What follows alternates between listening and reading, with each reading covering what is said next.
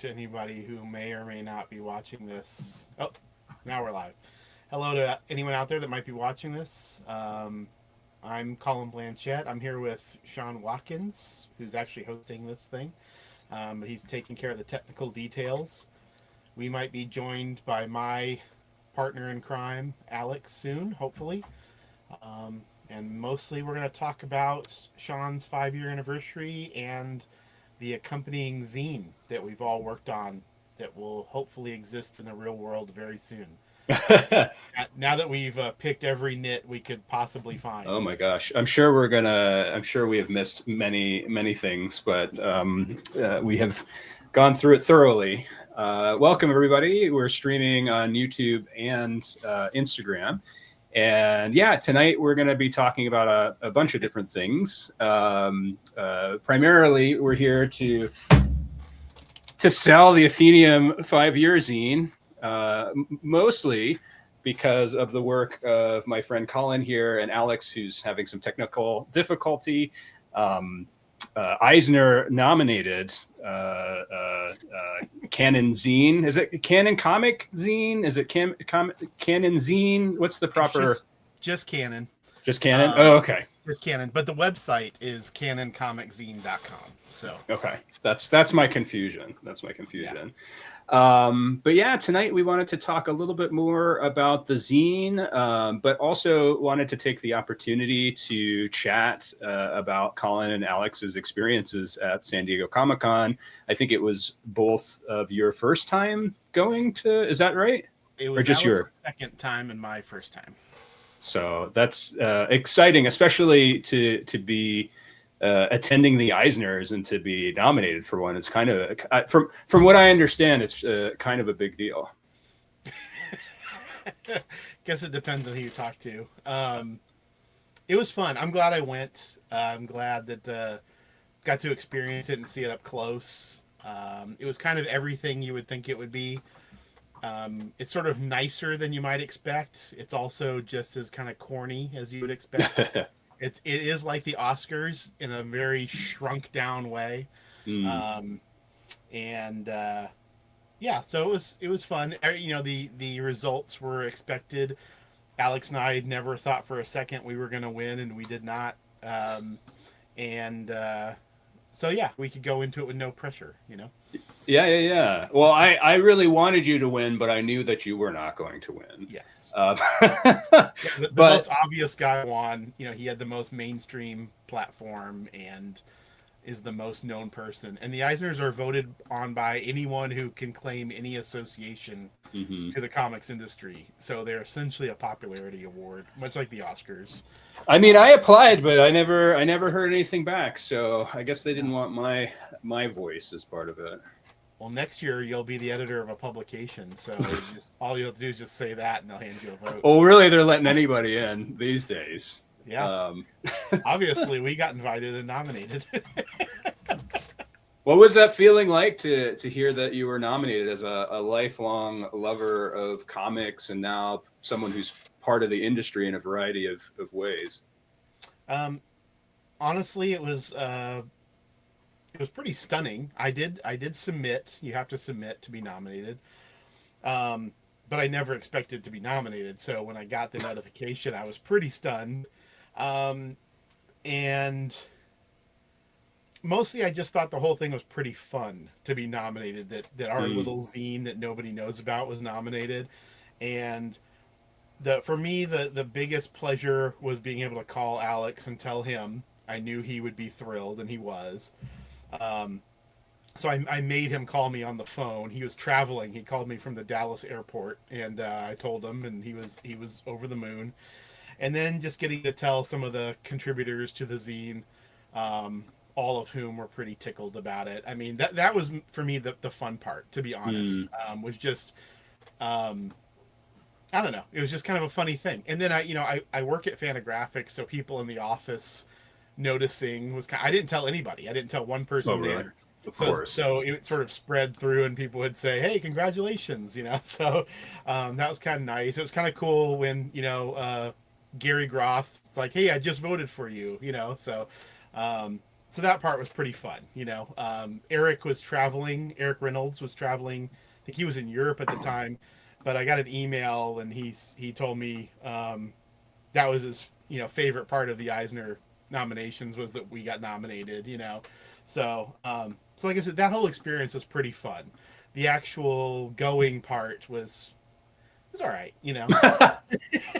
The difference between Colin and myself is Colin didn't tell anybody. He texted me. I remember you texting me. You're one of the other people I told ahead of time. Yeah. I would have been screaming it to the world. There's not a single person on earth that wouldn't have known that I was nominated for a fucking Eisner. Come on, dude. I said it on social media and stuff. I didn't hide it once it was official. But I did. I kept it pretty close to the vest. The only reason I even told all of the Canon contributors was because I wanted them to try to register to vote. Because they had moved up the voting registering deadline. If they hadn't done that, I wouldn't have even told those people. I would have just kept it to myself until it was official. Because there's a real part of me that doesn't believe anything until it's like actually announced in public. Sure. So when I got my PhD, I didn't think it was real until the diploma was mailed to me, and even I still have nightmares that I didn't get it. So yeah. It looks like Alex is back. Let's see if his tech issues have been solved. All right. Hey, Alex. Right. Ooh, still a little bit of echo, but maybe I'm the only one who hears it. It's not. I hear it too. So we'll keep working on it. Maybe Alex. Maybe if you have like a wired set of headphones that you could connect, maybe that would work. Yeah, that's going to be my next thing. So okay, I'll be right back. We'll talk to you soon. We're stalling for time. Oh no, I hear an echo as well. That's super weird. Well, anyway, I'll text stuff. So yeah, I mean, what was it like at the table that night? Yeah, so we were just sort of given a table to go sit at, and so Alex and I were both there with our wives, and one of our fellow nominees, John Kelly of Dummy Zine, he was there with his wife, and then there were two other couples that we didn't know. They were different categories. But so it was fun sitting there with John Kelly. At least he was in our same category. I've met him, a couple times. So nice guy. And he seemed pretty disgusted with all the proceedings. So that was pretty funny. I like that. And so, I mean, for me, I mostly, obviously I was there for my award. All the results, got leaked early. I heard. But I didn't look at them. I thought I'll go in and let it be organic. So I didn't know who won ahead of time. Yeah, and I, like I said, I work for Fantagraphics, so I was waiting to see categories that we had books nominated for. So 3 of those were won by Fantagraphics. So I saw, Gary Groth, his son Conrad Groth, and Mike Catron, who's an editor and the co-founder of Fantagraphics. They all accepted awards. So that was fun to see and talk to them about later.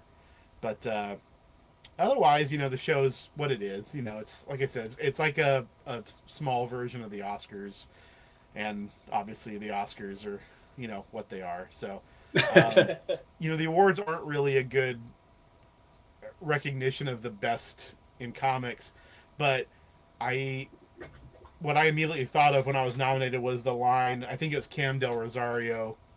In fact, I know it was Cam Del Rosario, the Gutter Boys, who said, who cares about the Eisners unless someone we know gets nominated, and then it's awesome, And that's totally what they said when Caroline Cash was nominated and won. They were thrilled for that, obviously.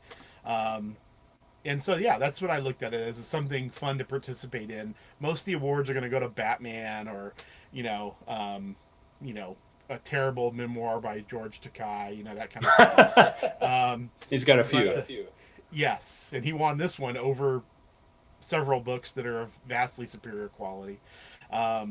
but he got a standing ovation because he was on Star Trek, and he came out and gave the Vulcan "Live and Let Prosper" sign. Oh. So that's good enough, you know. But no, it's anyways fun. Even though I'm cynical about it, it was fun to go see it, you know. Yeah. Well, I hope that you win it in future years.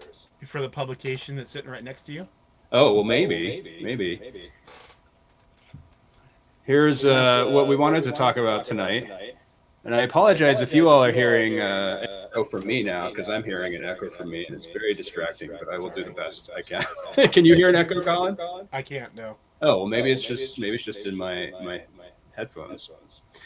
But we'll keep going through it. But tonight we wanted to talk about the Athenaeum 5-year zine that we've been working on for. How long have we been working on this for? A few months. Yeah. Feels like an eternity. It really does, but it hasn't been. It's been mostly a pleasurable process. And this is the second project. Well, the second, I guess, official project that we worked on together. So the first one was this book. Okay.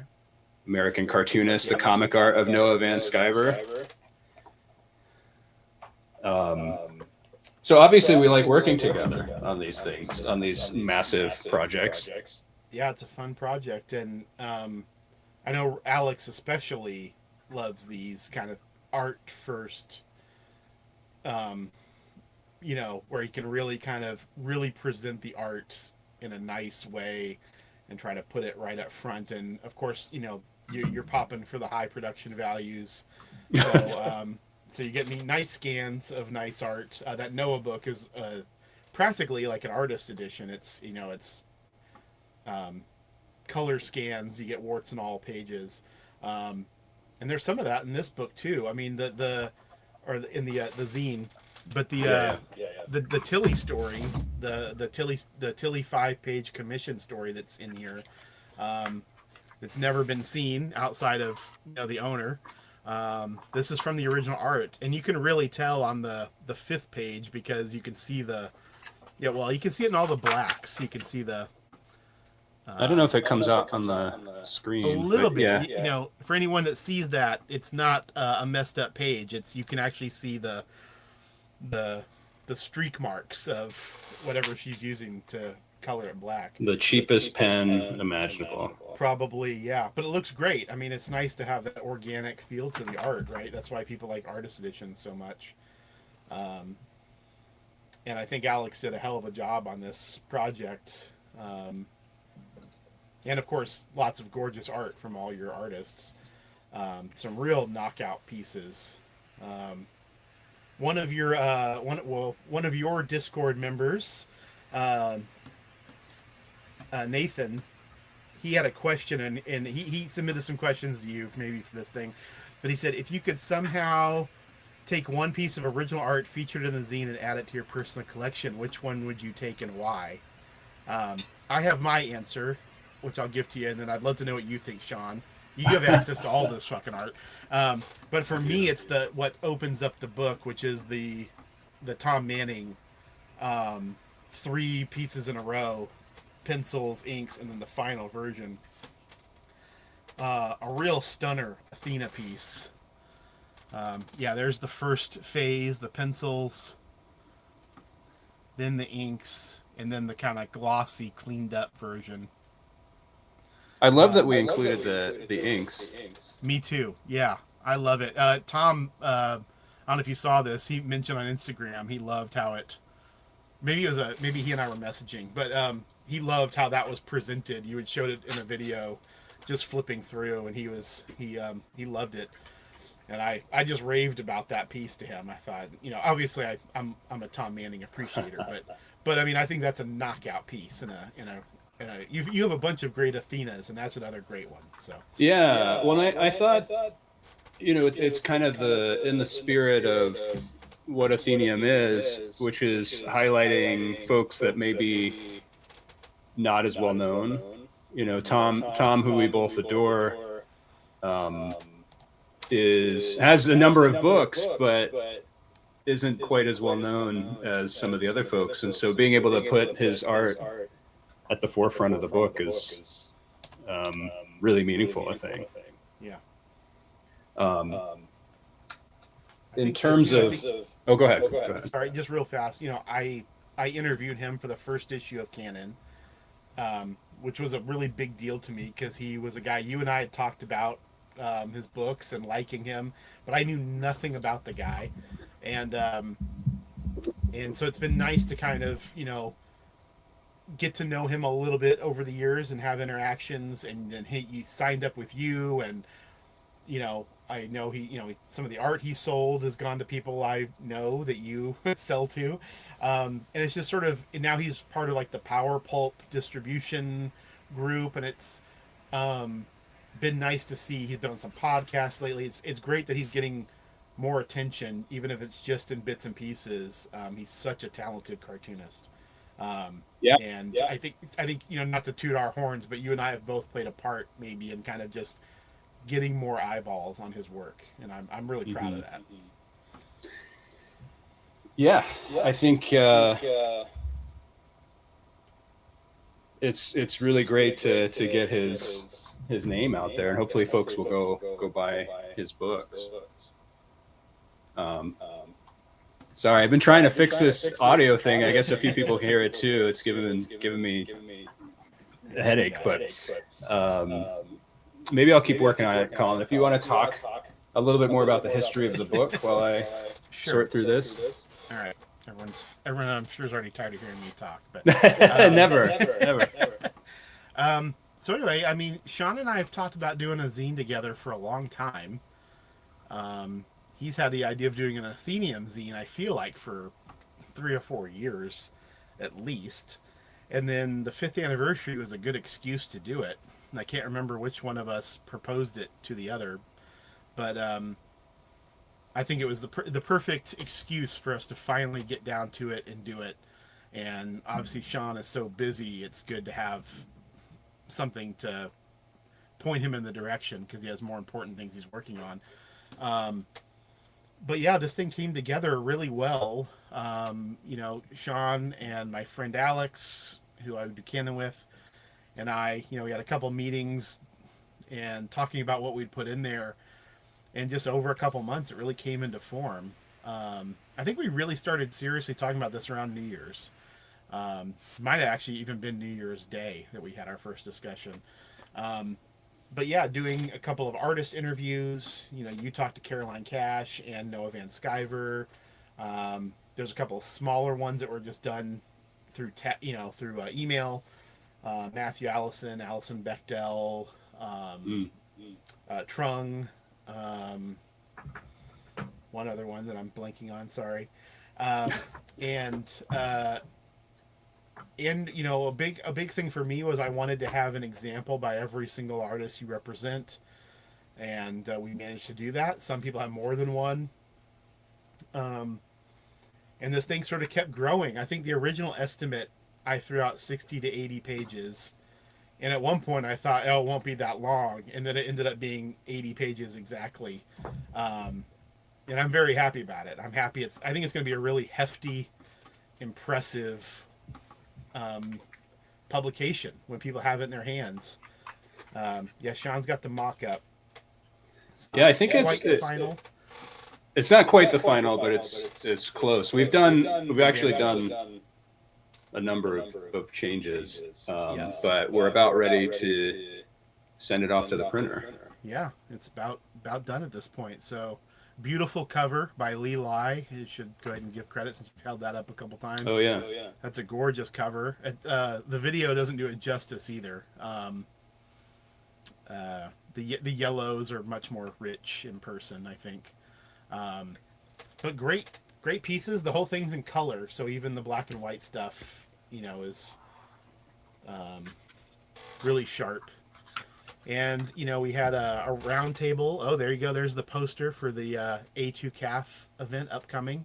What's crazy to me is that so this is the original, and the colors are the same. Yeah, that's how great the printing is. Very, very sharp. So you're getting your money's worth. I think for sure. I mean, that's all in the eye of the beholder, but I don't, knowing what this shit costs to print, knowing what we all pay. I mean, if anyone who's interested in someone's comic and goes online to buy it, and you're like, $15 for a 24-page comic, you're getting a hell of a lot of pages. There's lots of art, lots of text. Not trying to be a salesman here, but I am proud. You should. I mean, that's the point. I know. I'm proud of the result, though. I really am. And I really want to get this book into people's hands, not to make money, because God knows, yeah, I haven't done anything to make money. But for me, it was important to celebrate the project, the project of Athenaeum, and the folks that have helped support us through this long journey. And so there's not only the Athenaeum folks, but also the Athenaeum Gives grants awardees. There's art from the person, Robin Rao, who helps me scan art, who I had do a commission for Alison Bechtel right here. Nice. And I just love that we made space for all of these people, and we included the interview with the collectors. Yes.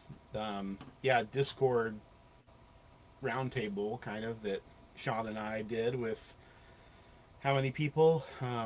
8 or 9, I think, total. Yeah, I was I was actually surprised how many folks wanted to participate.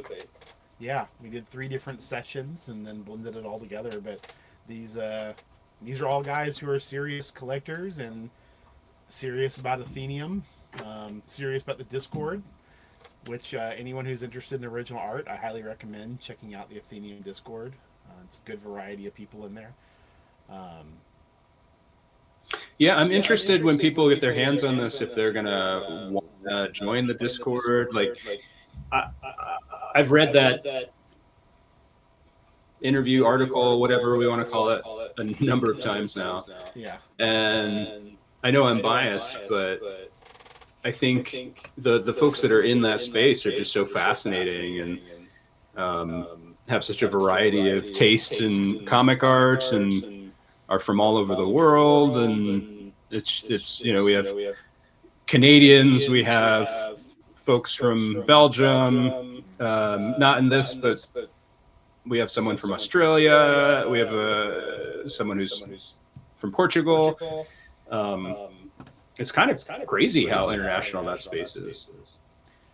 Yeah, and as they kind of mention, and a couple of these guys mention in the conversation, it feels like it, right? It feels, there are people that are very excited they got an X-Men commission, but there's also people who have a more kind of European bent, and part of that is because there's Europeans, but even just the Americans and the Canadians that maybe relate more to those kind of comics.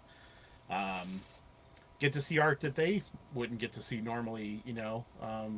One of the big guys on the Discord is Dries, and he's always posting pictures of exhibitions in Europe and just crazy shit you wouldn't get to see yourself unless you're going to fly halfway across the world. Plus his awesome collection he puts up there sometimes. So yeah, and I mean, I think it shows that there's a space where we can celebrate all passions in this world, right? Like I like seeing X-Men commissions. I'd love to get a Kitty Pryde from somebody at some point. And I think it's neat to put that up next to a Nate Powell, like whatever manga or anime related commission that he's done, or something random that someone has picked up from an indie artist. It's just a cool space. I see in the comments here Vic Shade, who just pre-ordered on the site. Thank you, Vic. Oh, nice. Thank you. It says it looks great. When's it coming out? Hopefully, Sean and Alex will get that sorted out. This probably, well, I got to check in with Alex, but Yeah. the latest probably mid next week we'll get the order in. Yeah. And then, I mean, they're pretty fast. 2 to 4 weeks. Yeah, I would imagine before the end of the month, you'd have them and be probably sending at least some of them out. Yeah. And be patient. Be patient with us. We sell art. I've done the book thing before, but it takes takes a village to do books. So we'll try and get them out as quickly as we can.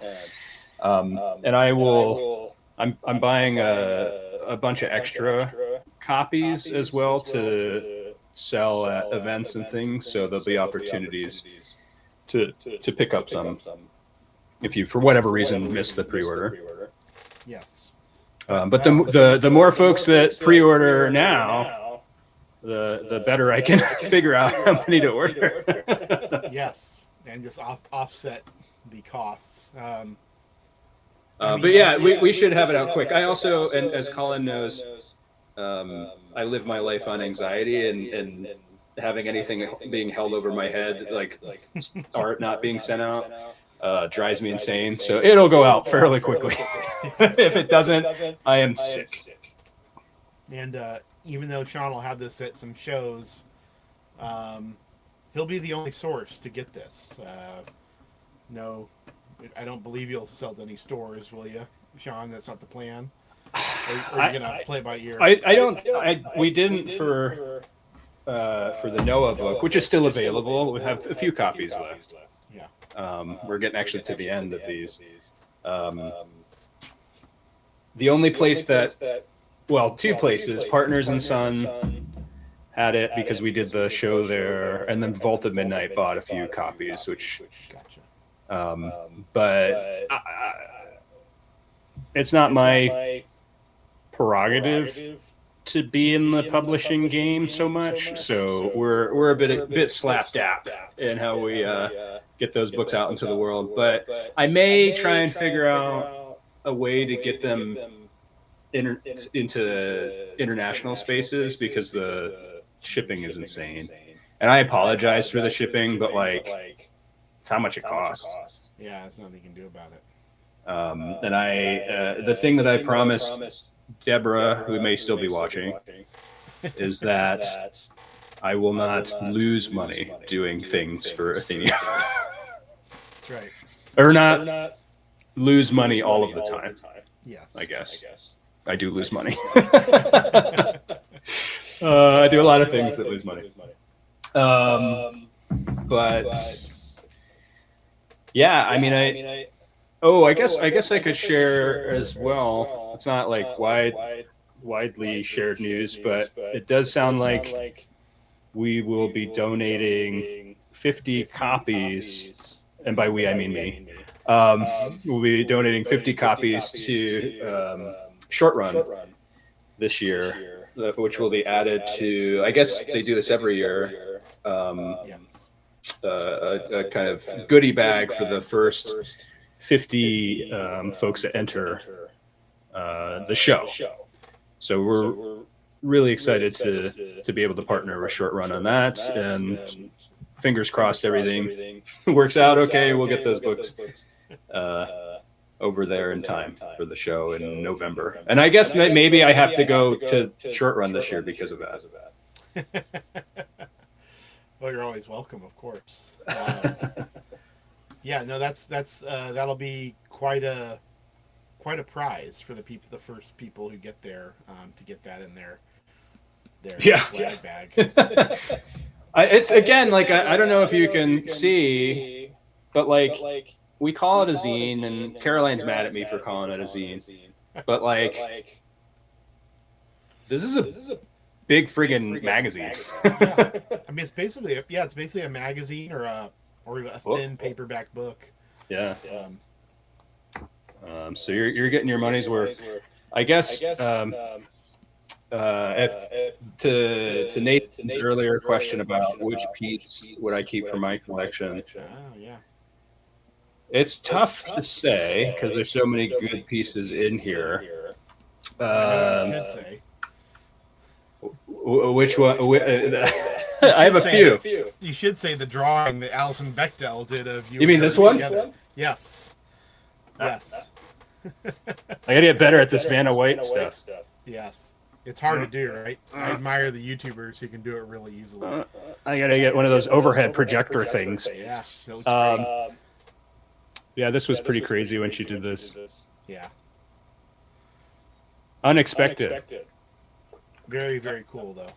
I was excited that she contributed to the interviews, but I did not expect her to actually do a drawing, and I especially did not expect her to do a drawing of me.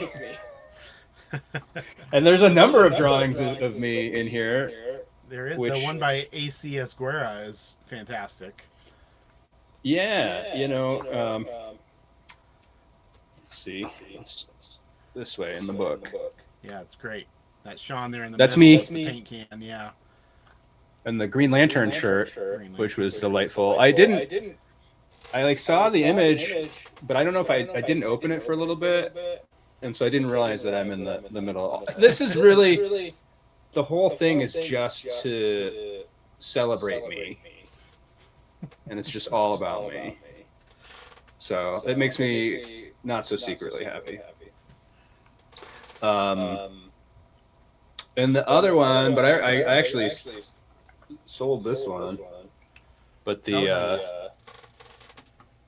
Aunt Fritzy Caroline Cash page would be nice to have. Yeah, it's sharp. But I took the money instead. Yeah, that's smart. And yes, there is an echo. Can't do anything about it, apparently. Sorry. Alex infected me with the echo. I've tried to fix it, but it's not fixing. I think I'd have to turn off the... He's in the comments here. Yes. Alex, feel free to jump in. But yeah, I apologize for the echo. I think it's a StreamYard deal. It wasn't like this when we started, so I don't know what's going on. But I'm trying to talk slow and not as annoying. But you may be annoyed just by hearing my voice in general. So let's see. Yeah, we have like some cool posters from Athenaeum events in here. The gallery show we did at Vault recently. And then maybe, Colin, you can talk a little bit about, if I can find it. Oh, it's not in this version. Oh, the Noah poster. Steve Arnold poster, yeah. Yeah. I was really glad that you caught that.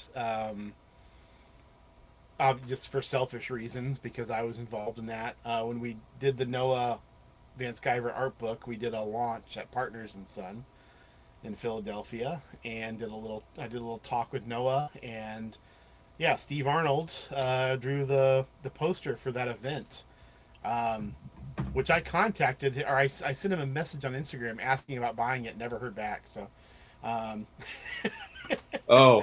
know. I assume he just never saw it or didn't care. It's in my basement, so in my portfolio. Okay.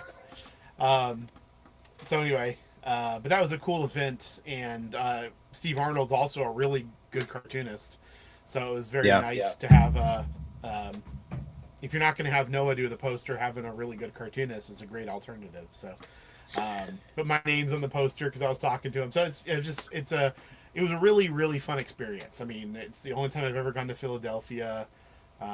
Partners and Son was great. We got to go see Charles Burns' studio, and that's crazy. The show PCX, is that what it's called? Yes. You and I sat together, but there were lots of great people. Even though it's a really tiny show, there were lots of great people there. So yeah, and it's grown every year. It's a great show. I recommend if you're in the Philly area. The other one that I really like is the back cover here. Yeah. And as you're listening, all thousands of people that are watching live and being annoyed by an echo, you should consider pre-ordering the zine. And all of the proceeds are going to go to Athenaeum Gives grants. So your purchase will be going to a good cause. And Athenaeum Gives, for those of you who don't know, is a $1,500 grant that we give to emerging cartoonists. We've given many of them. It's like I think we're on our 13th or 14th award at this point. They're all listed in the zine, actually, with some statements from a few of the winners. But some really good cartoonists. Some who have, I don't know. I feel like, several of those people will be doing great work for a long time. And including Stephen Pelnat, an artist that Sean introduced me to. There's the Athenaeum Gives.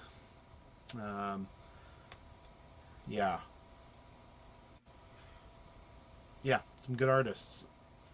And you've kind of dug deep for some of these. You've really uncovered some people who weren't getting any notice, and $1,500 goes a long way. Yeah, and what I like about the grant is that there's no strings attached. There's no you gotta show us a book or it goes to a comic or whatever. It's meant to really be used however is most useful to someone's life. If it's most useful for you to go on a vacation for the first time in a year, go ahead. Yeah. At some point, I think it'd be cool to have like a different grant that's more specific to kind of getting you through a part of publishing. But I have lots of ideas, not much time. And I wanted to, since we brought up Athenaeum Gives, I want to thank the folks who have contributed to that fund over the years. I wouldn't be able to have given out so many if it wasn't for the generous support of some of our donors. So thank you. Yeah. The back cover. That's what I was going to talk about. Yeah. Sam Grimberg. So Sam, I feel like if I'm remembering correctly, I mean he's working on a big project. I don't know if is it public knowledge. Well, he works on The Simpsons, and he's got jobs related to Simpsons stuff. So he's very, very busy, and he's supposed to do a sketch, and he kept missing the fake deadline that I gave to people. Sure. That was 6 months ahead of when we actually needed it, because I knew this is how artists work. So he's very apologetic. He's like, and I'm like, dude, we can just put in whatever you got laying around. So then he decided to put together this advertisement. And the funny thing was, when I first saw it, I was like, oh, this is super cool. I posted parts of it into the Discord, and folks are like, well, at first I thought, oh, that's really interesting. Like, it's a gender-bending Athena. How cool is that? And then I put it in the Discord, and someone was like, hey, that's a funny picture of you, Sean. I was like, what? And then I look closely in there. You see that earring there? Uh-huh. Yeah, it's me. Thanks, Sam. I actually, every time that I have been made into a comic character, Alex Crocus did it in one of his strips, and there's a few in this book. It's amazing. It feels like I've made it. Awesome. Sometimes I look at it and I'm like, who's that old fucking guy? Who's that old guy? Alison Bechtel? Who is that old guy? Oh, it's me. Cool. It's such a lifelike depiction, is what people say, and I'm like, oh, is that what I look like? Thanks, Allison. But no, in all seriousness, it's such an honor to be made into a comic book character. I kind of am becoming a comic book character in real life.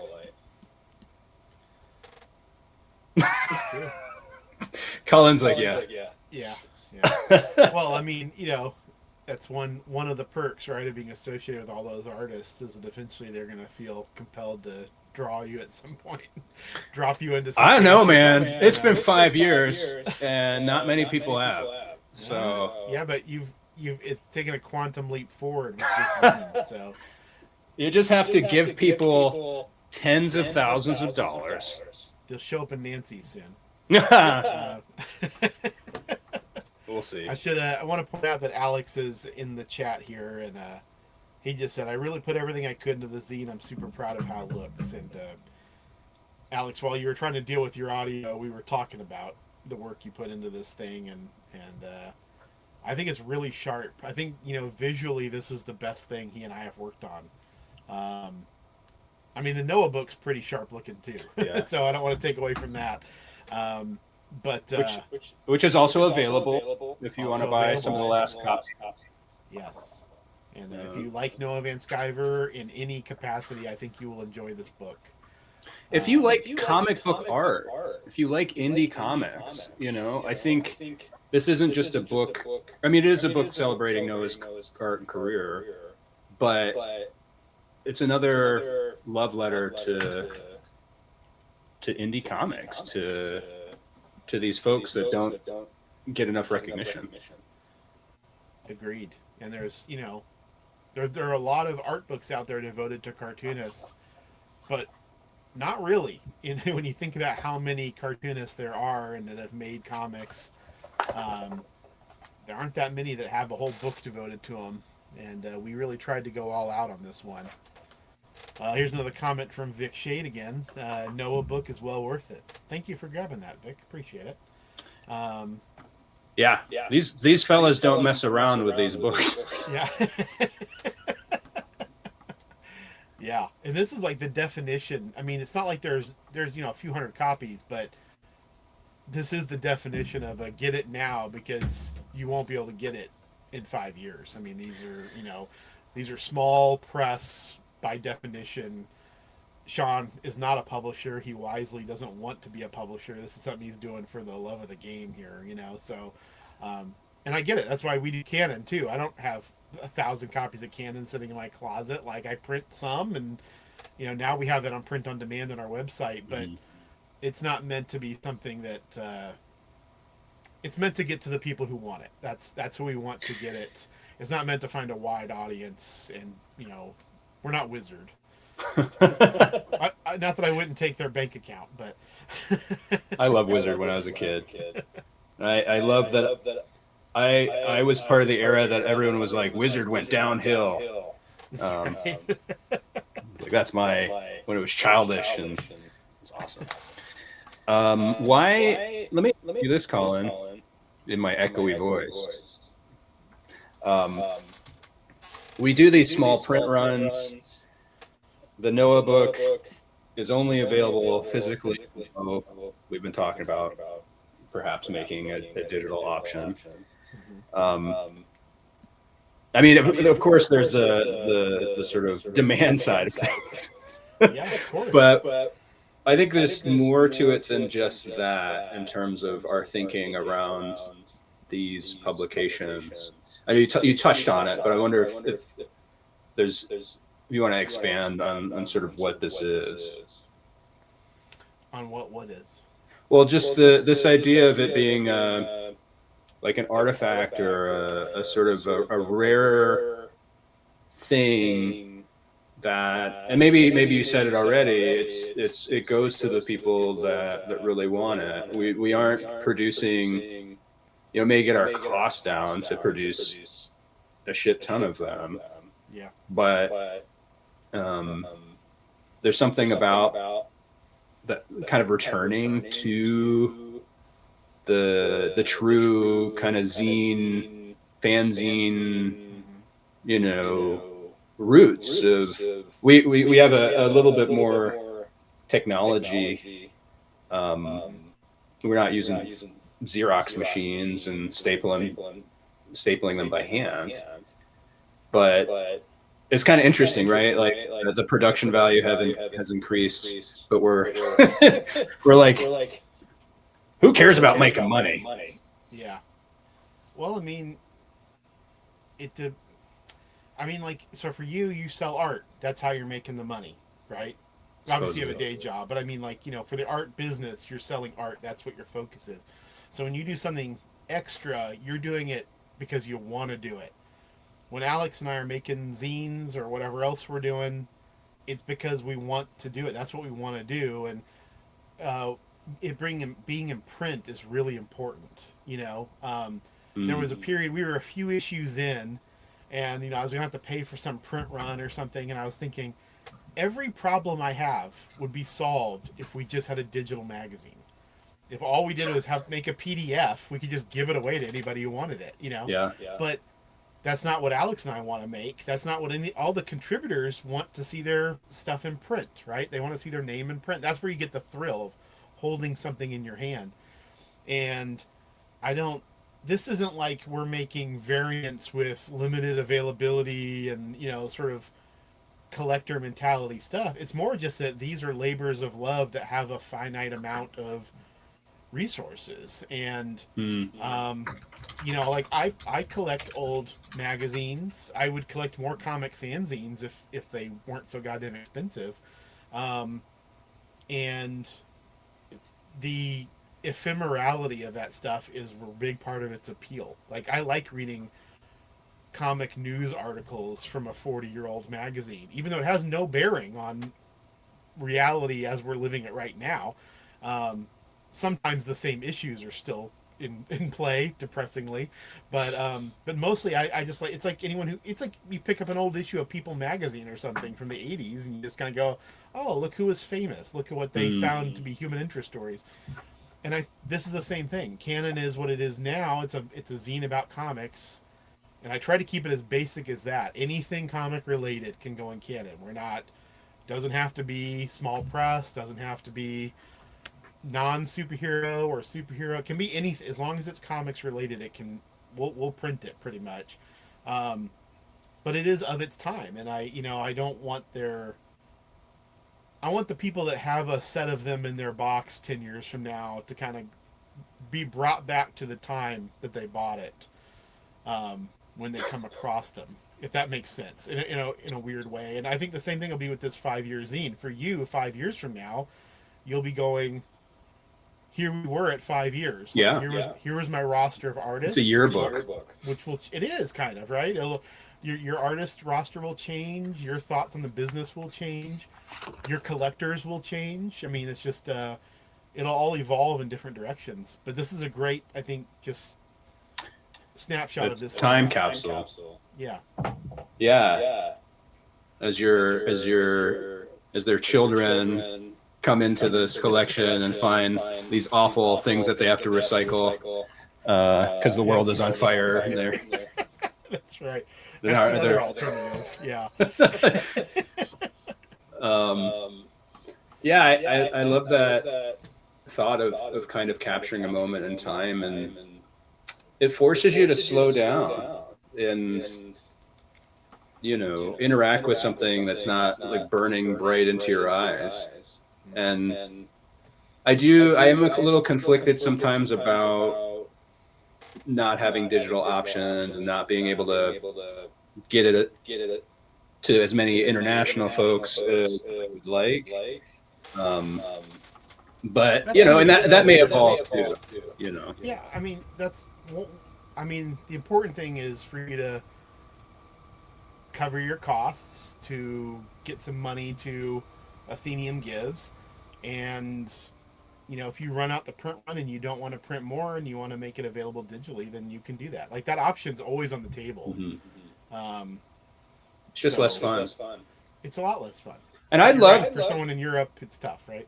Yeah. Well, and I'm bringing some copies over for some folks in a few weeks. But I'd love people to take this and go to a show and get Lee Lai to sign the cover, or to get Sam to sign the back, and to use it as an opportunity to start a conversation with one of the artists. And I do think, I don't know, there's just like, I'm very biased because Athenaeum is a thing that I helped start.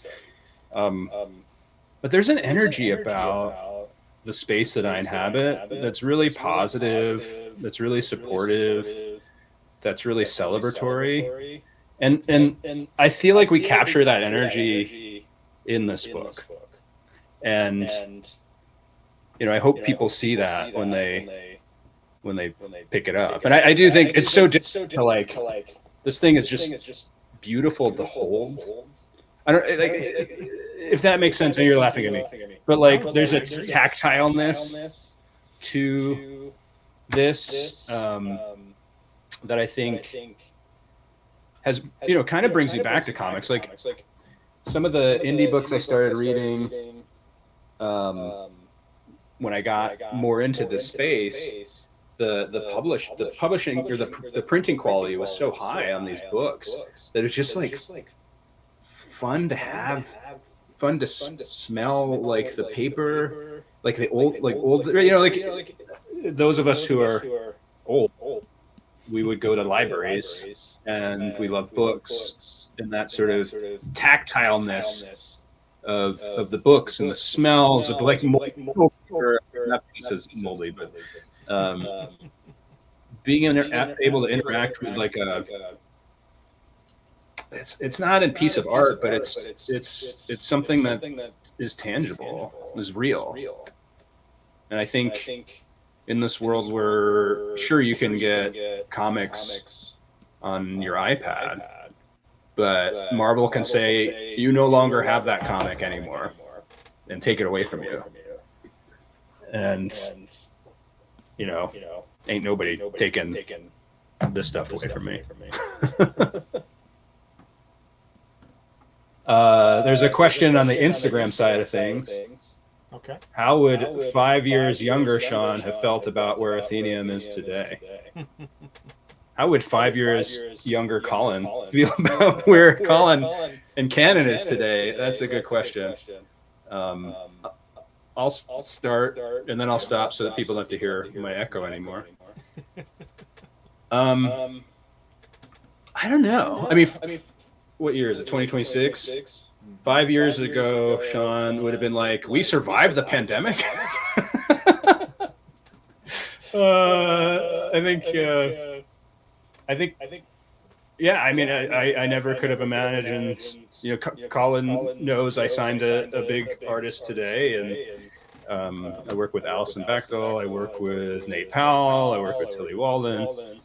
So I think some of the most important voices of a generation that I get to text with. They're not even, you know, it's not just people that I work with. I also, you know, I'm like, hey, Raina Teglemeier, I'm going to go to your event tomorrow. Let's find a time to chat. It's pretty amazing. Especially kind of thinking of myself as an outsider, as like a fanboy that didn't want to like impede or intrude into spaces that I felt like I didn't belong, particularly with like being a cisgender, privileged, whatever sort of privilege in some ways, person inhabiting a lot of queer spaces, a lot of spaces where folks are really struggling to get their art out into the world. Who was I to be part of this community? And it was so amazing to see how generous folks were and how inclusive and how curious they were. So it's, I could not have envisioned what this turned out to be, especially working with just one artist at the beginning and thinking that it was just not going to be anything more than that. Thought I was going to do that for a few years. Just one artist, Casey Nowak. I would have been happy with that. And now I'm going to Paris in a few weeks to go hang out with a number of people I know between Paris and Brussels. I grew up in nowhere. My dad had agoraphobia. We never went on vacation ever. I didn't fly in a plane until I was 19 years old. I didn't really see the world. The only way I could see the world was through comics and books and the new internet. And so I say this in the zine, but I feel very, very lucky. And if everything ended today, I would be very satisfied with this journey. It's crazy. It's insane. I'm so lucky to be doing this. That's my answer. Echoey answer. Colin, what about you? With so how long has Canon been around? That's a good question. I think this is our 4th year. Wow. So 5 years ago, I wasn't doing this, though I've thought about doing a comic magazine for 25, 30 years, so it wasn't like a new thing. It was something I had to edge towards doing. Yeah, I mean, when I was going to do the first issue, honestly, I thought I'll do one issue, and that's it. Oh, Deborah. So I had no plans to do past that. And originally I didn't know what I was going to do because I don't know how to do anything on a computer. I'm an old man. And so I honestly thought I would make it almost by hand. I would use a little bit of desktop publishing, but mostly it was going to be sort of old school zine making. And yeah, there's Alex. We put our first issue out right before San Diego Comic-Con 2023. But then, yeah, so I was telling Alex I wanted to do this, and I didn't know how I was going to do it. And I think I'd asked him if he wanted to write something, you know, and he just sort of said, I'll give that a try, you know, doing the production part. And honestly, if he hadn't said that, I don't think I would have done more than one issue. I think I would have done the one, and it would have been really annoying. It would have been fun, and I would have been happy I did it, but it would have been, I would have thought that's the end of my capabilities. I can't really do any more than that. But by the time he and I finished the first issue, we both agreed we wanted to do another one, and so we kept going. And you know, now we're at the point. I'm trying to remember. I think this Athenaeum issue is our 17th thing we've done. Really crazy. Yeah. You know, and that's, you know, right at the same time we're finishing this, Canon 8. Alex and I were just talking today. Canon 8 is done, and he'll have to submit that to Mixam and get it ready to go. But and it'll be a hefty 76-page issue. Trying to compete with me, Colin. You're competing with yourself. Giant interview with Seth. That's so cool. It's kind of a big deal. So really, we're both really proud of this new issue we're about to put out, and our other publication, Die With Your Mask On, our superhero spinoff, number 4 is almost done. We're getting very close to that too. So we've basically been working on 3 zines at once. We've been working on, you know, yours is in the A spot, Canon in the B spot, and Die With Your Mask On in the C spot. That's been the priority, but because of just scheduling and how everything worked, Alex has just been kind of basically getting things done as soon as I send them to him. So they're all about to come out, you know, pretty close together. But to answer the question, I'm very surprised we've done all this. You know, within a month or two, we'll have like 19 different things we've put out, including a book. Thanks to you, we're still very proud of that.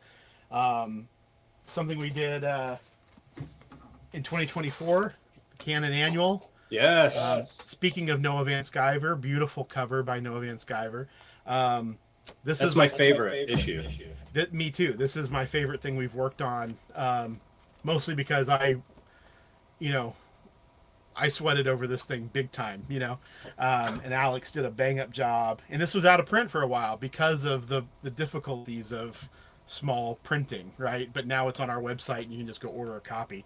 No, so we've done some things I'm proud of. And I think even though we're proudly an amateur publication, I don't, ever try to tell anyone that we're the #1 publication about comics. We're not, but I think we're contributing. I think we give voice to a few contributors who would not write about comics if they weren't in canon.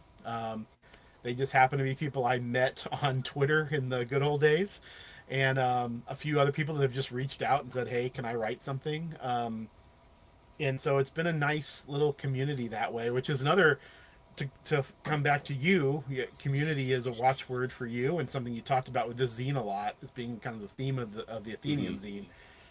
I'm for me, community kind of makes me roll my eyes a little bit. But I'll tell you, one of my favorite things about doing canon is the community of the writers that have participated. And just getting to know some of these people and having met now a few in person, even though we're from all over the place, we range from Miami to Winnipeg to San Diego to Texas. Alex and I are the only ones here locally. So, awesome. Very cool. Thank you for buying some. So anyway, I'm stunned. I'm here. I was DMing you when you were still brand new. You had just gotten Tilly. So you were on your way, but you and I have sort of grown together. Obviously, you've been a little faster and a little more remunerative in your growth, but the different. But I feel like we're going. I feel like we're cohorts in a way. Like we're going in the same direction, and so it's fun. It's fun to run into Chris Anthony Diaz, a guy that we both know. Saw him at San Diego for just a minute. It was nice to, so it's fun to bump into some of these people that I've associated with. And for someone that collected in complete isolation for 30 years, that I never talked to anybody about comics outside of people who worked at comic shops. And so it thaws my heart a little bit to have met people and formed friendships, and now finally contributing something, even if it is just our humble zine. I'm very proud of it, though. I am proud of it, and I think we're getting better as we go along. And doing projects with you have been great diversions to go stretch our legs and try to do something new and exciting.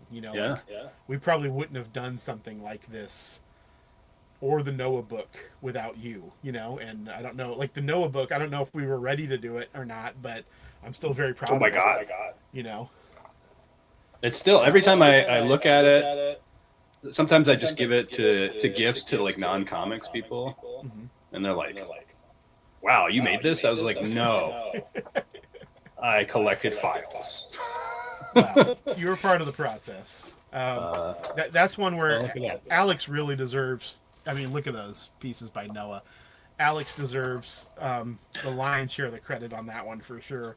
And I mean, honestly, on this Athenaeum zine too, even though, you and I were kind of sweating all the talking to people and the text parts.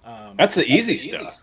Yeah, that's exactly. He's the one who really made the visuals sing. And I love that all this art is presented as beautifully as it is, And I'm glad you brought up Alex, and I'm sorry that he should just jump in because we could echo together. But I think he's the real glue, the real magic in these books. And to your point, I mean, like, remember, Colin, I was trying to bug you to do this before you started canon. You were like, "Oh, I want to do my own thing." Like, yeah. God damn it! I don't want to have to do this myself, and I didn't. But for someone like Alex who's taught himself how to do this is better than a lot of the stuff. I mean, honestly, like I go, like I'll see like Mad Magazine or whatever, Cracked, whatever the still you see it in the grocery store, and it doesn't look like what I remember it looking like when I was a kid. Yeah. This would sit next to it, and I would much rather pick up this than that, you know. And so we owe Alex a lot, and his curiosity and sort of willingness to experiment. I can't speak to Alex's perfectionism, but I'm much more of a like, well, that's fine. Yeah, me that too. looks good enough. Print. Send it to print. Yeah, it's funny. He's much more particular when it comes to the production values than I am, and then I'm much more persnickety about turns of phrase and things like that. There's a couple of comments from Jeremy here, who you've met at Heroes Con, and Jeremy's a friend of mine and contributor to Canon and whatnot. Yeah, I mean, Alex's design has just gotten better and better. Really remarkable. I mean, that in what did he say? 2023. So really, just over 3 years. We're just now in our fourth year, just starting our fourth year. Alex has progressed so far in terms of the design, and we've learned a lot doing this stuff. You know, like. And I think it shows. Like you said, the Athenaeum zine, you were thinking, I don't want to do this by myself. Well, it's good. We went off and learned how to do shit. Can you imagine? Can you imagine? I wanted to do this like 6 months into starting Athenaeum, and it would have been dog awful, ugly, and like nothing. Can like you imagine what my zine would have looked like? I mean, holy shit. I would tell people it would have looked like a serial killer's manifesto or something. You know, like, it would have been the worst thing you've ever. It would have had a certain charm to it, of course, but a very limited charm. Well, and it was important to me, like the little. There's like the backgrounds that's kind of Alex's specialty. We had conversations early on about. Kind of formatting and design and stuff like that, and it was, and you all were very generous, and you were like, whatever you want, we'll do. And I'm like, there's no money, there's no money for anyone. I will lose money, and you all get to do a bunch of work for free. But it was really important to me to have a little bit of the Canon vibe to this, and I feel like it's all over this. I was gonna pull the ad, but the ad isn't in this version. Yeah, it's a nice ad too. It's really nice. Yeah. Yeah, no, I agree. I think it's a good melding of all of our sensibilities, and yeah, there's an Echo fan. I know. I'm going to start a YouTube channel that's just my voice and echo. That's right. For the special fans. Be on my Patreon. Yeah. Well, and as we continue the conversation, just a reminder that the last day to pre-order will be on Monday at the end of the day. So if you are waiting to order, you should put it in so that I know how many copies to get. And we mentioned earlier, those of you who are joining, 50 of the copies are being donated to Short Run. So you could just go to Seattle. You'd have to be one of the first 50 people in line, though. Get in line. That might not be worth it. As I was thinking about like whether or not to do it, I was like, those 50 people are pretty intense. that line starts real early. I know we always when I go up, typically I go with Colin, and we just kind of like go in whenever, because we're the cool kids. But so it makes me happy to know that those hardcore Seattle comic lovers are gonna get this book for free. Quite a value. Did you all watch QVC when you were kids? Yeah, I used to love. There's this guy who did all the Looney Tune, like 2 hour episodes, and you could get like a cookie jar of like I don't know, Tasmanian Devil.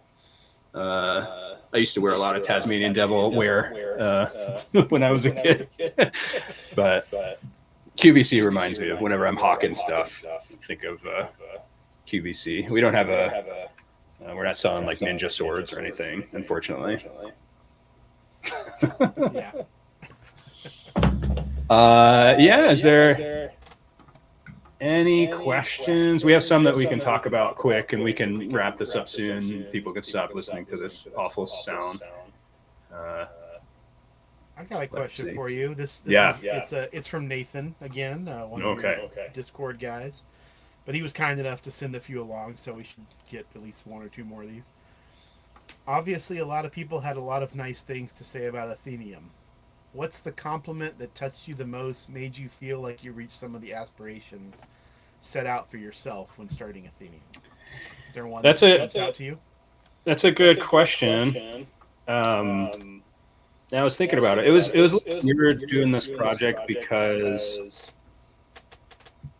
I sat in some of these interviews and stuff where it was like, tell me about your experience with Sean and Athenaeum, and I had to, I'm not. It's as sort of a stereotypical guy who's emotionally stunted. It's difficult for me to take compliments. I don't know what to do with that energy. Love is not something I'm accustomed to. I guess I get a lot of it. I just don't know what to do with it. So it's been interesting to sit through all that. But actually, the compliment, or kind of compliment that I got for the zine stuff is actually from Felix Liu. That I printed on like the big 11 by 17 paper. It's painter's taped on the wall outside of my office. So every time I leave my office, I see it. And it was kind of early-ish on, maybe a couple years in, when Felix had joined the Discord, and we were all like in a tizzy because Felix Liu had joined our Discord. And for those of you who don't know, Felix is a big art rep who is very successful and kindly shared a lot of his knowledge about the original art world through his podcast. And so when he joined the Discord, he kind of like lurked for a while. But I saved what he said. I'll just read some of it. Because I think someone was like, Felix should give some advice to Sean. He said, "No advice except to confirm that yes, this can be a really nutty hobby, especially on the more traditional mainstream side. I have pointed several more mainstream artists your way because I think you're doing a great job." There's more, but I'll leave it there. And I was like, Felix Liu thinks that I'm doing a good job. He's very kind, somewhat scary. And now we've become friends, I guess. I guess we've hung out in real life. I've gone to the Bay Area and spent time with him. We often are too busy. It used to be he was really busy, and now I'm really busy, so that's fun. But that was a really meaningful. I mean, to think that like the biggest art rep, like in the world, was sending people my way, pretty crazy. Especially, he has very high standards about how people should comport themselves in this.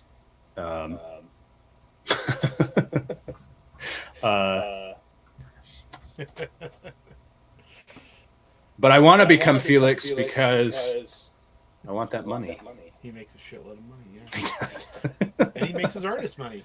That's the thing.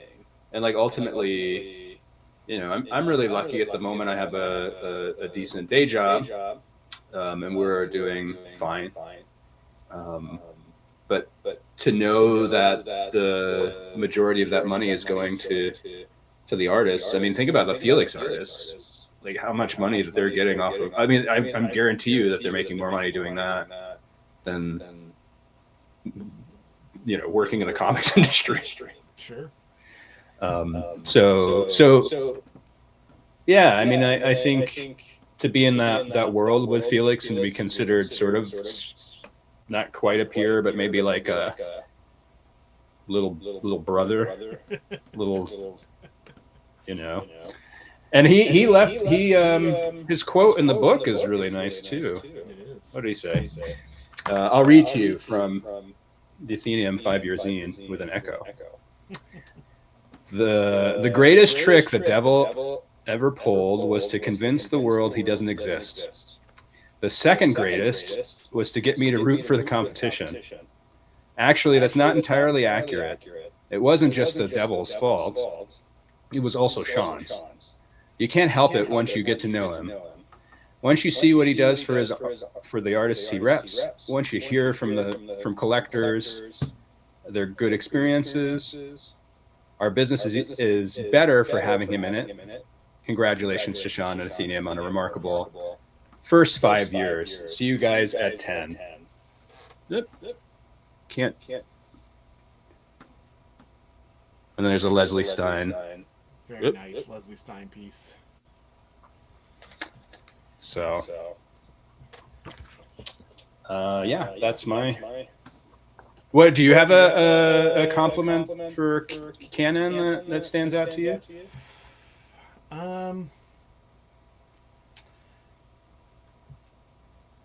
Maybe Colin shuts down. Colin doesn't like human beings, so he doesn't allow them to talk to him. And people have said nice things. Obviously, some of the feedback I got on the Canon Annual I held up earlier. This guy, Such a great order. I got some pretty good feedback from some of the guys I talked to for this thing. A couple of the older critics from the Journal who I interviewed, and Eric Reynolds was very kind to me. Gary Groff was nice enough to talk to me. Eric and I had a nice conversation about this after he read it. He was very happy with it. He was a little trepidatious about me doing it, because he thought doing a zine about a zine seems like kind of a dumb idea. It's the best idea. The dumbest ideas are the best ideas. But the original, the issue this is based on or is responding to is the Comics Journal number 210, where they did a top 100 best comics of the century.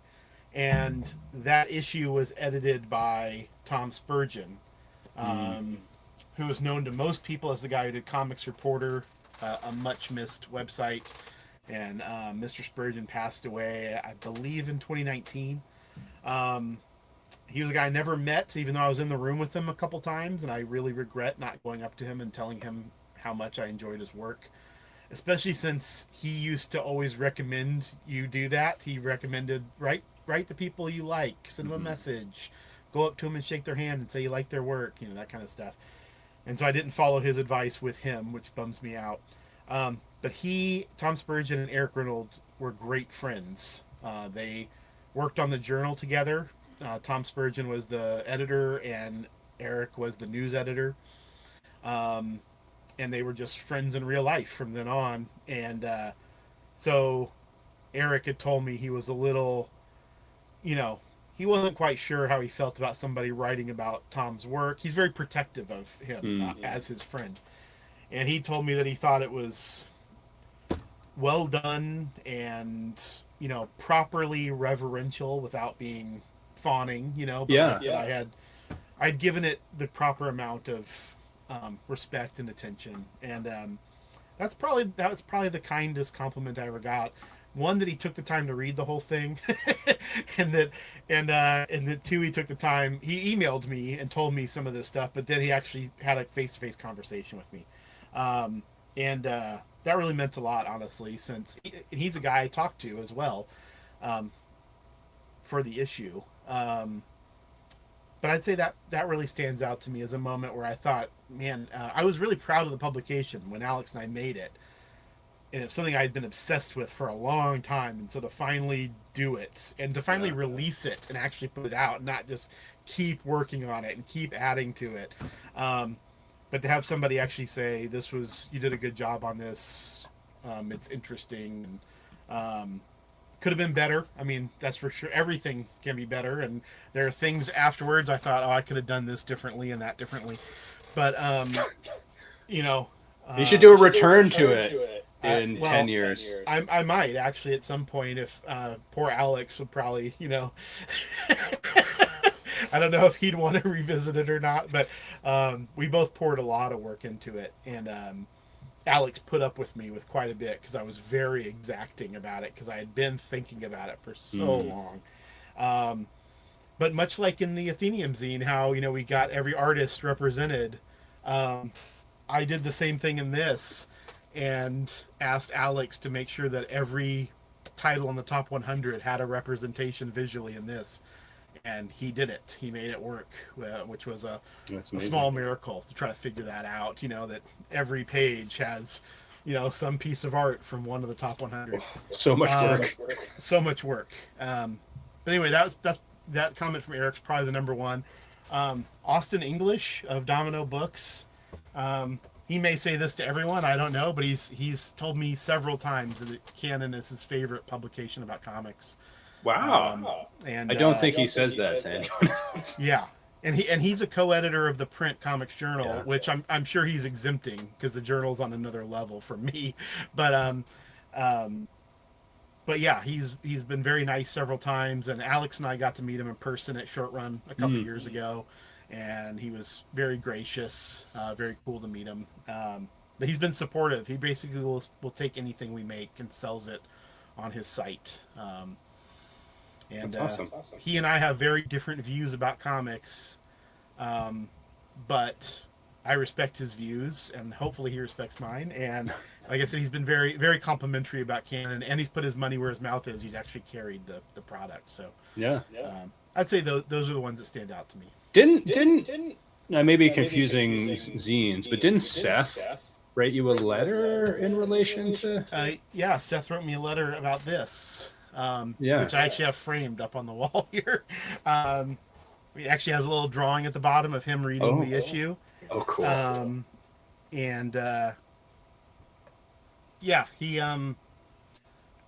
That's a big deal.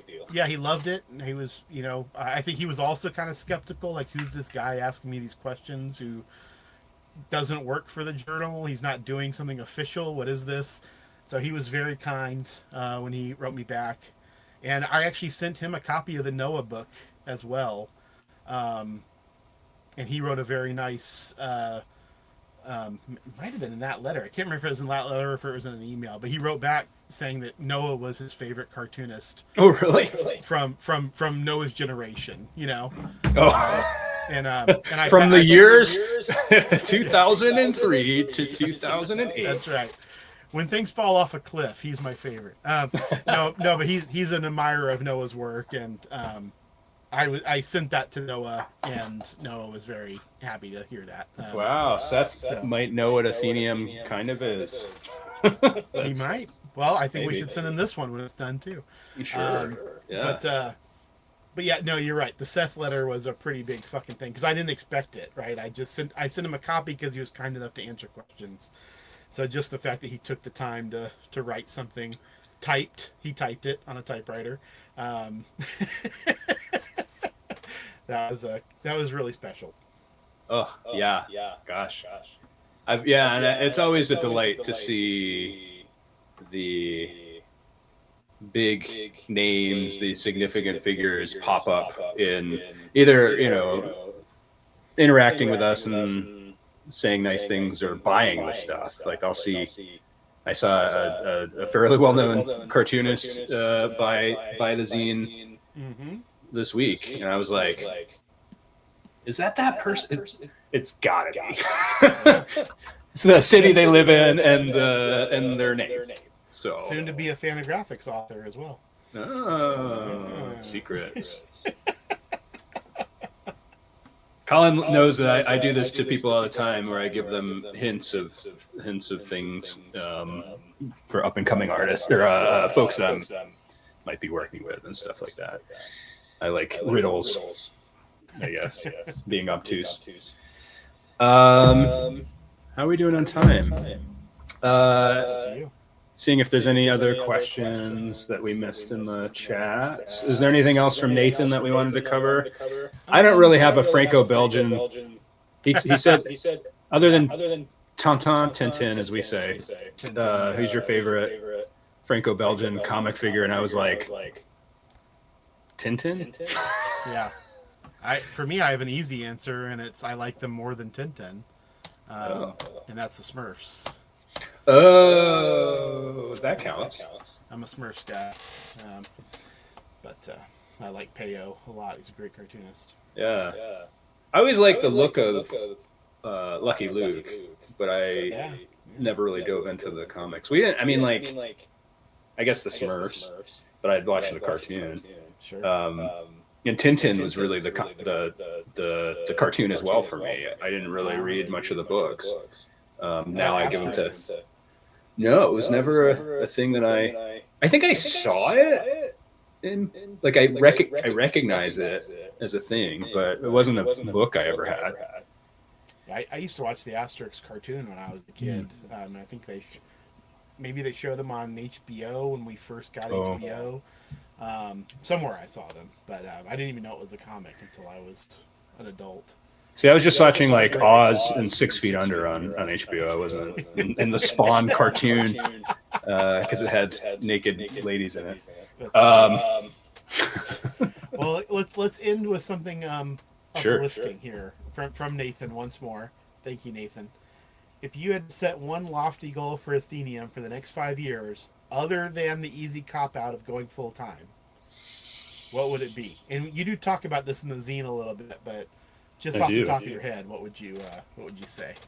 Well, on the zine, for a preview, I talk a little bit about becoming more international.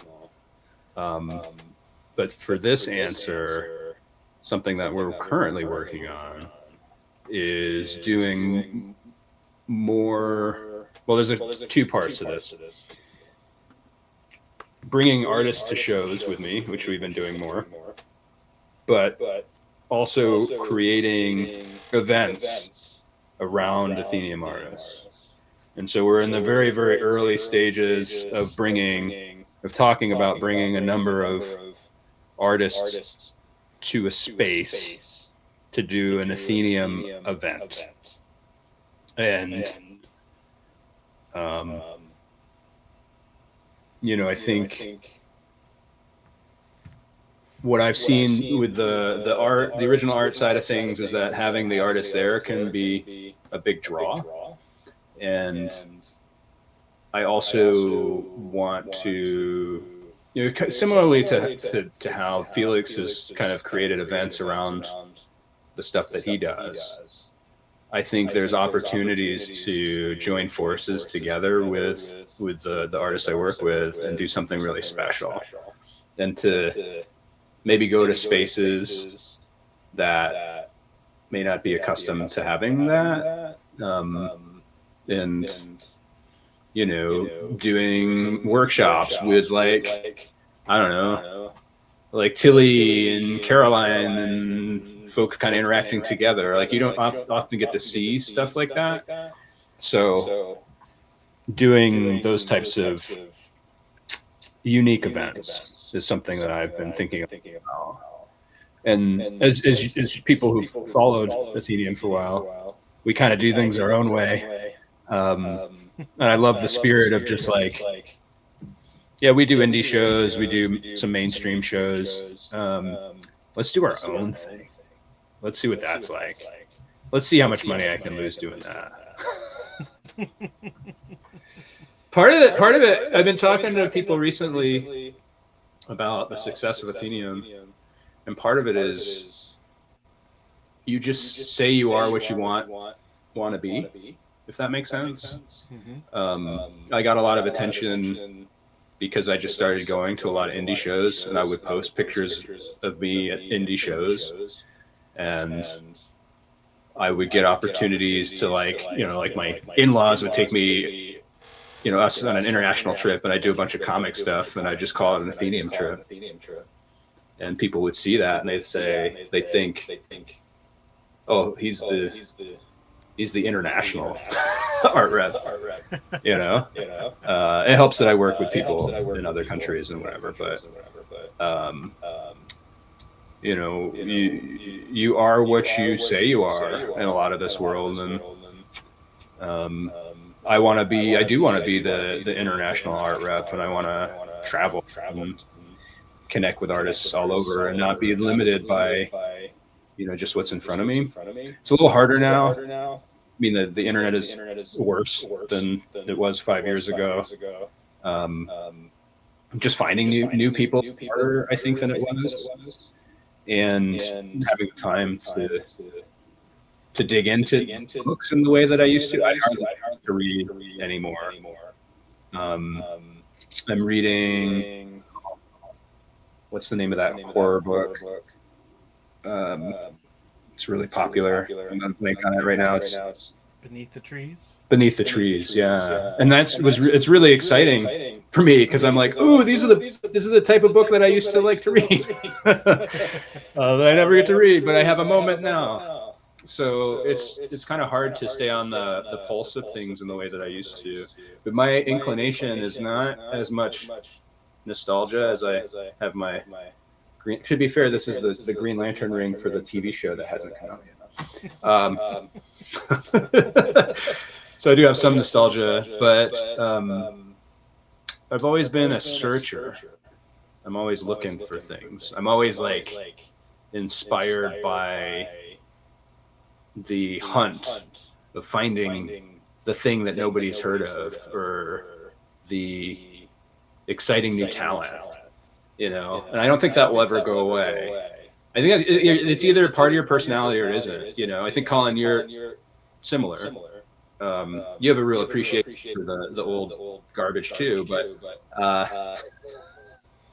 you're also very inquisitive, and you want to kind of find the you know, beautiful things in the atmosphere. Yeah. What about you? Lofty goal. 5 years. Lofty goal. 5 years is a long time. We'll all be dead.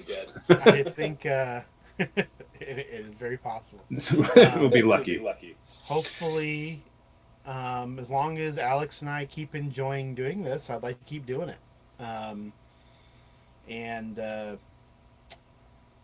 You know, at this point, you know, I hope he feels the same way. I guess I'll just assume it is, since he's not here to shout me down. You know, it's been a fruitful partnership, and really rewarding for me to work with someone like him. He's so easy to work with. Such a nice guy, so enthusiastic about everything. Even when I know I'm being a drag, he's still very agreeable. There he is. He's here for the ride. And I think definitely, like, getting the Eisner nomination, you know, I don't think we were flagging at all. In fact, I think the opposite, but definitely put some wind in our sails of being like, oh, more people have heard of us now, you know? So yeah, for me, like, I have, you know, some books I would like to maybe work on. And we'll see if those end up happening. But I think, you know, we published our first comic recently. You know, I don't think we're going to do tons of that, but I would like to do sort of... It's a good comic. Thank you. It's also called Athena. I know. It's like, just to confuse Athena's things Keep. More. Athena's Keep. Just to confuse everybody even more. Here, I'll grab one and show it off. I was like, it's really on brand. Yeah. It's by a guy named David Enos. He's on Instagram. Available at canonzine.bigcartel.com. Not our website, just the Big Cartel store. Mm-hmm. And the reason is because I wanted it to be printed in a very specific way.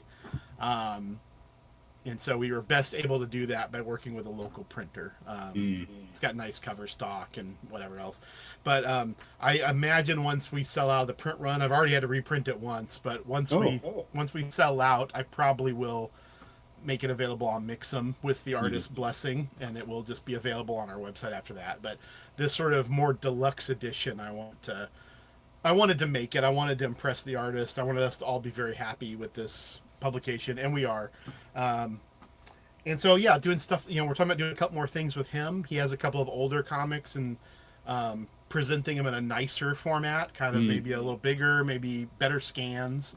And then another artist who I won't say publicly, but an artist that Sean will be aware of from our old days on Twitter. Talking to him about doing an art book.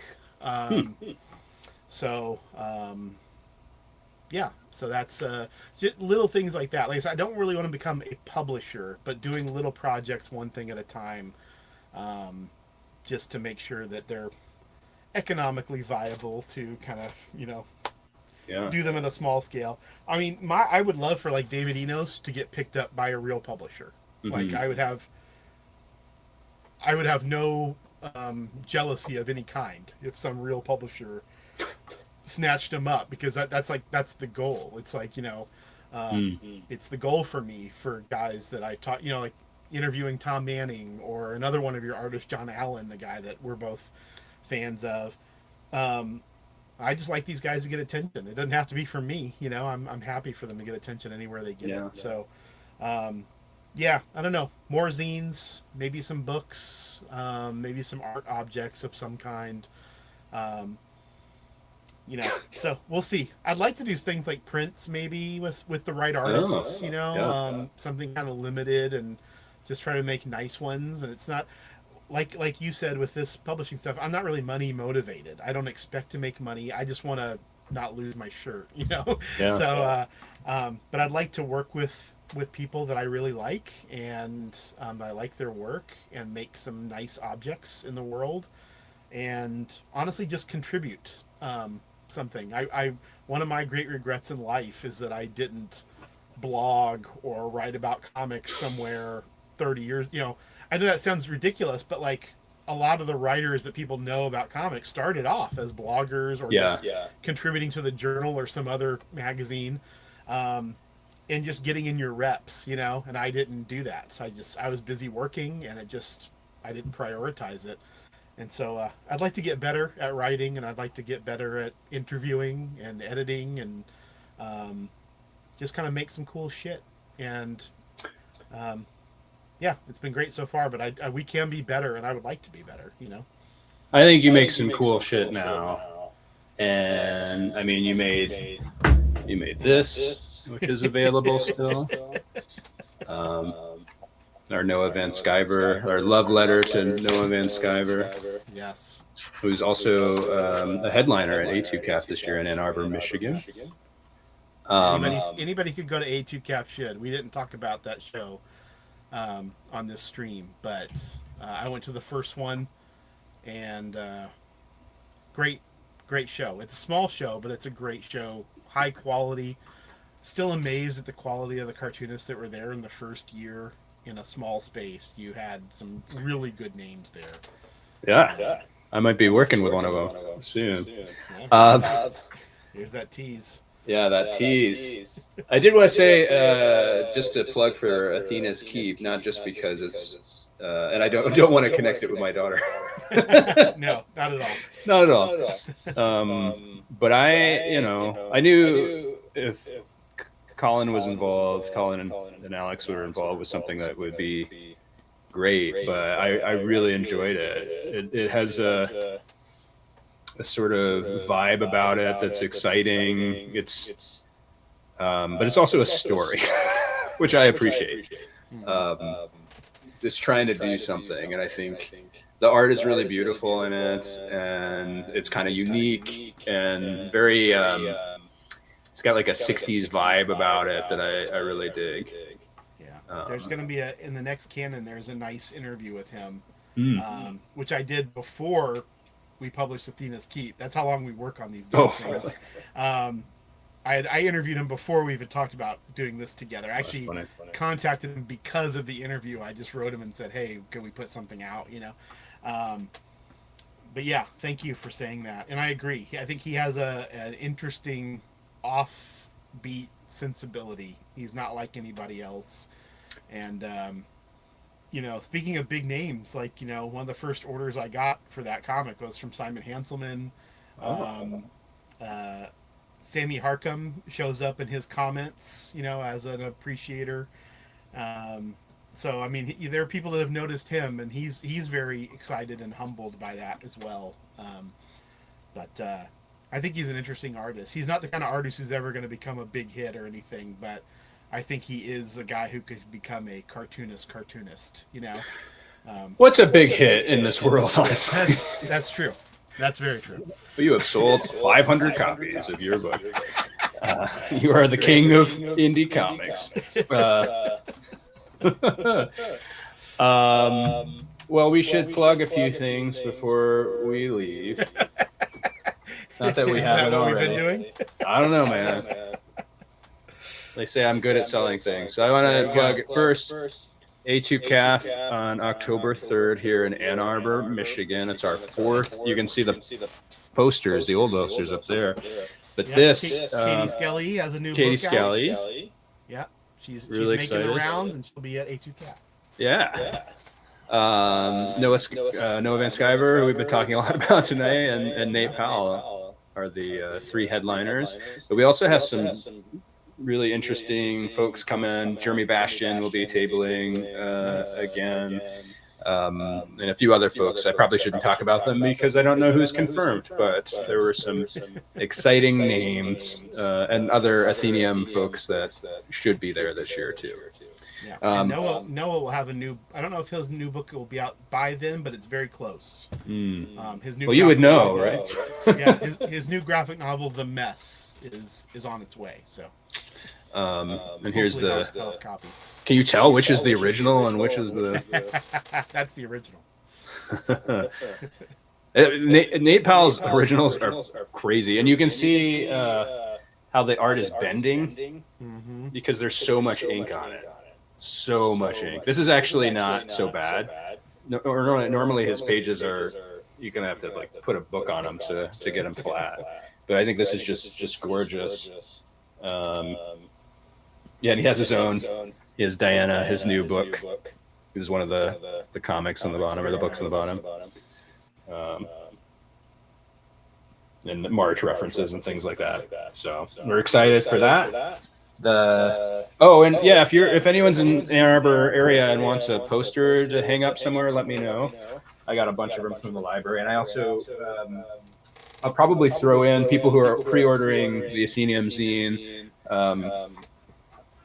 Apparently I lost it, but there's bookmarks as well, and I'll put those into orders that come in, which is like a mini version of the poster, and it has the faces of all the headliners on the back, so you can lovingly look at Nate Powell. And the other thing I wanted to plug is our first publication together, which was the American Cartoonist, the comic art of Noah Van Sciver. Just a beautiful, beautiful hardcover book. We only printed like 250. I think I have a box and a half left. So if you want to order it and get a physical copy, we haven't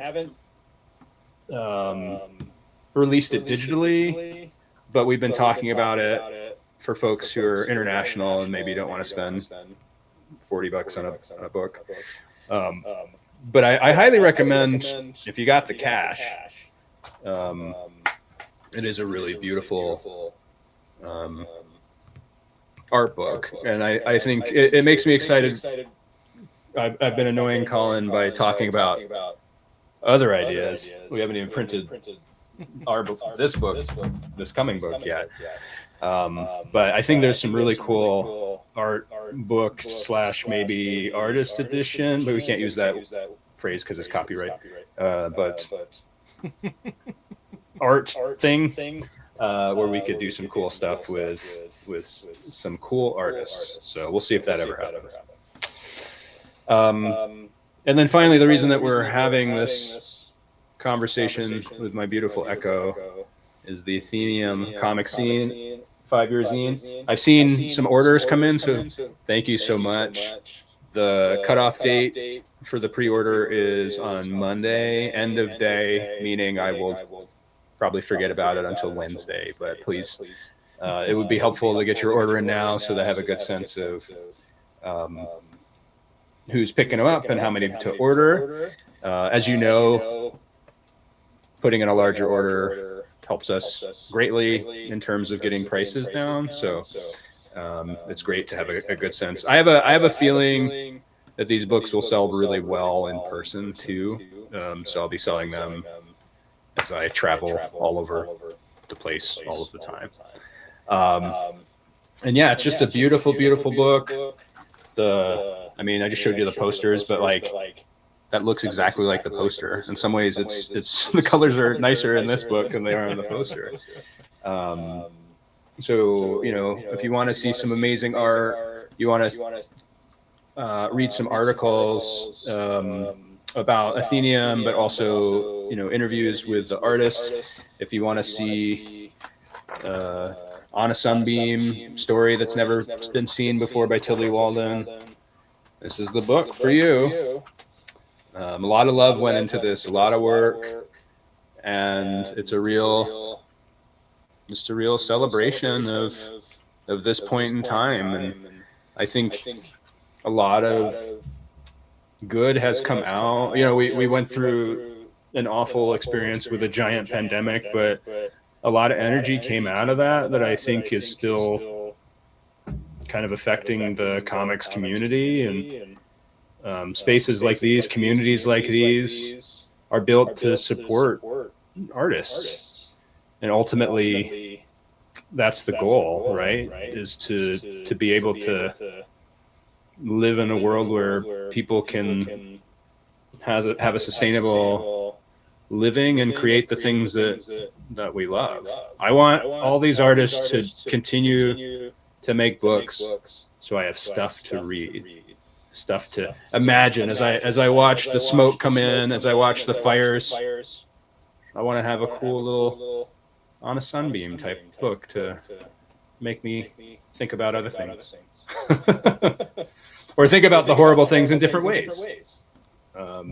These people are magic makers in ways that I could not be. So this is, a celebration of those people and the folks that are in the communities helping prop this up.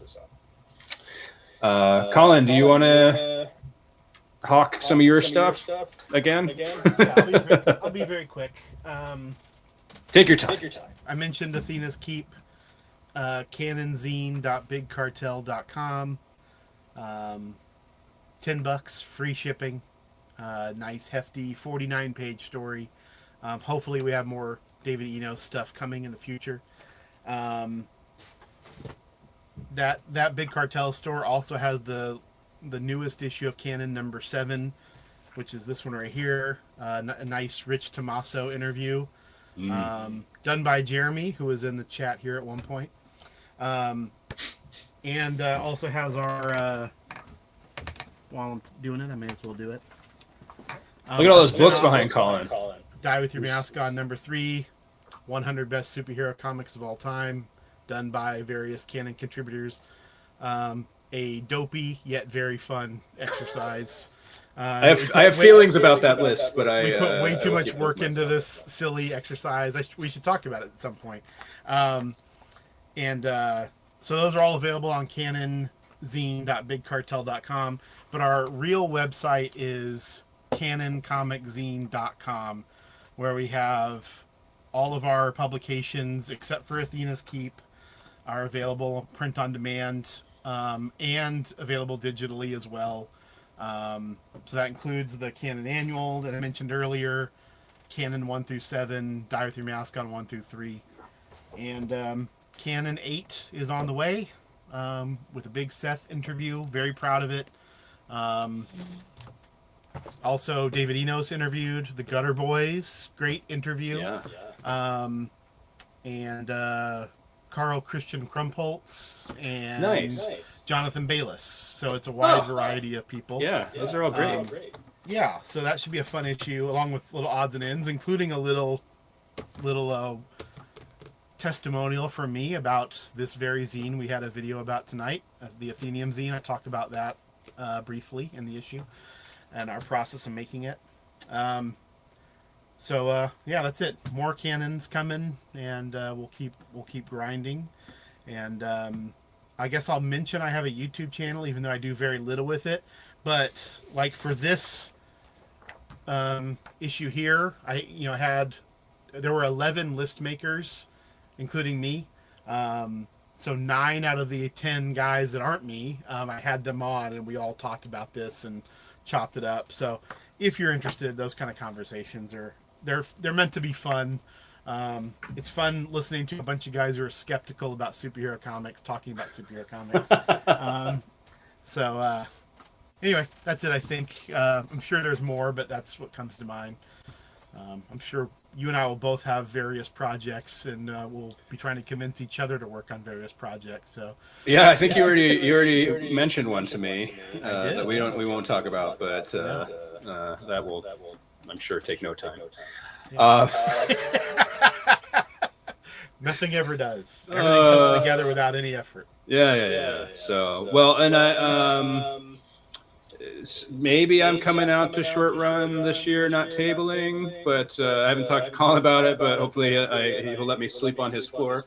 But if I do come out, we'll have to figure out something to do, maybe something special with some of the physical copies of the zine that will be there. So look forward to that. But thanks everybody who stuck around the whole time with the issues that we've had with tech and things like that. We really appreciate you.